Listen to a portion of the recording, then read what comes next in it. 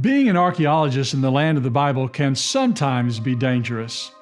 On April 3, 1939, John Iliffe, curator of the Palestine Archaeological Museum, was seriously wounded when he was shot just outside of his Jerusalem home. The message being sent by a local terrorist group was loud and clear: "Stay out, you're not wanted here." Just 3 years earlier, Professor Iliffe had made an important discovery that confirmed something found in the Bible. That discovery had a threatening message of its own, and one that makes a powerful connection between faith and fact.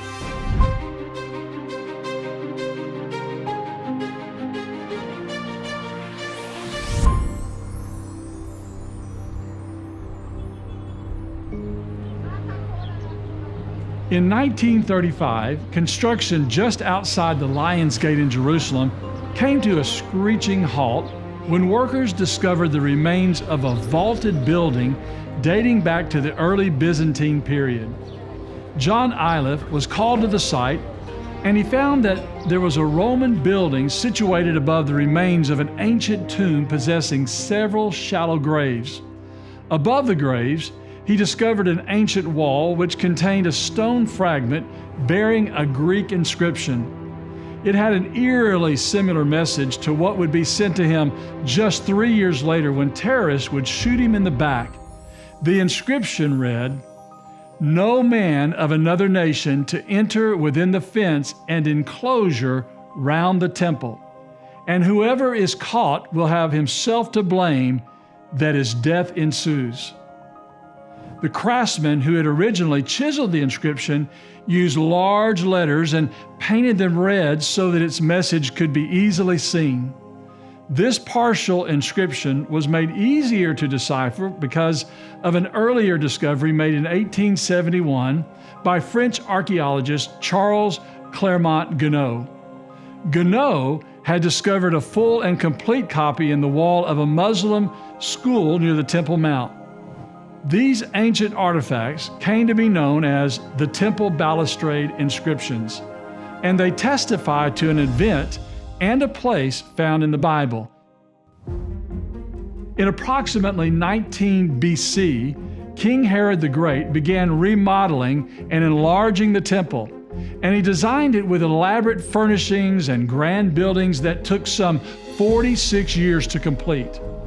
Proof for its existence can still be seen today in the remains of large building stones, chiseled entry steps, elaborate cornices, and the mammoth retaining wall that provided support for the platform on which the temple stood. Both the Bible and the Jewish historian Josephus speak of a sanctuary located at the center of this complex with a holy place and the Holy of Holies. This inner sanctuary is where Jewish sinners would come near to the presence of God, make sacrifice for sin, and fulfill their vows and legal obligations. We also know that this entire inner sanctuary was surrounded by massive walls and doors. Outside the sanctuary, but located within this enormous temple complex, was a court area for the Gentiles, a place where non-Jewish visitors could enter, but were forbidden to go further. It was at this location that an actual barrier existed separating Jews from non-Jews, and about which Josephus said was 3 cubits high and of exquisite workmanship. In this, at regular intervals, stood slabs giving warning, some in Greek, others in Latin characters, of the law of purification, to wit that no foreigner was permitted to enter the holy place.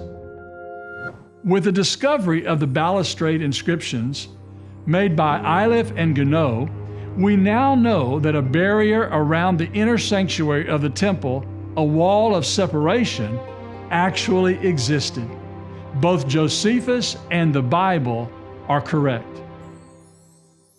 In addition to Scripture being confirmed, we can also surmise that this wall was likely the point of focus in the accusations made against the Apostle Paul about dishonoring the tradition of the Jews. According to the book of Acts, when Paul came to Jerusalem to fulfill a personal vow at the temple, he had arrived with Christian Gentile converts.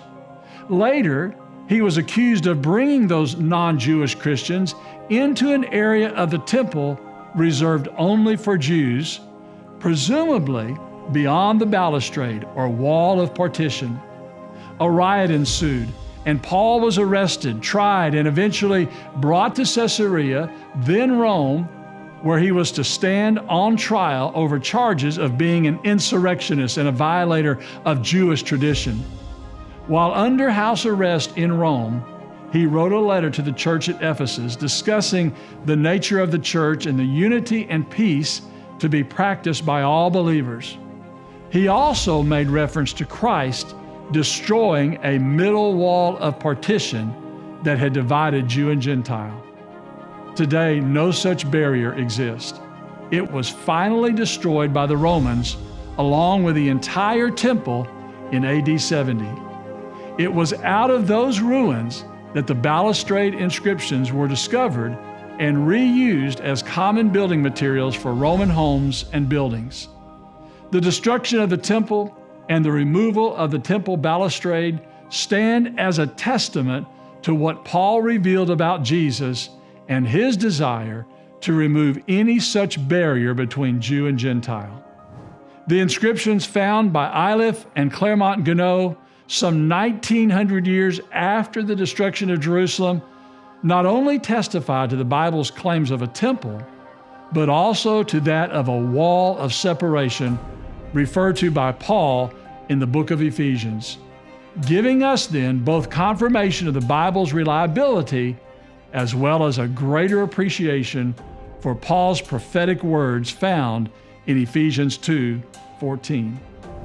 The debris and standing structures from the Herodian temple complex, along with the balustrade inscription, are important finds that help us today to make a connection between fact and faith right here in the land of the Bible.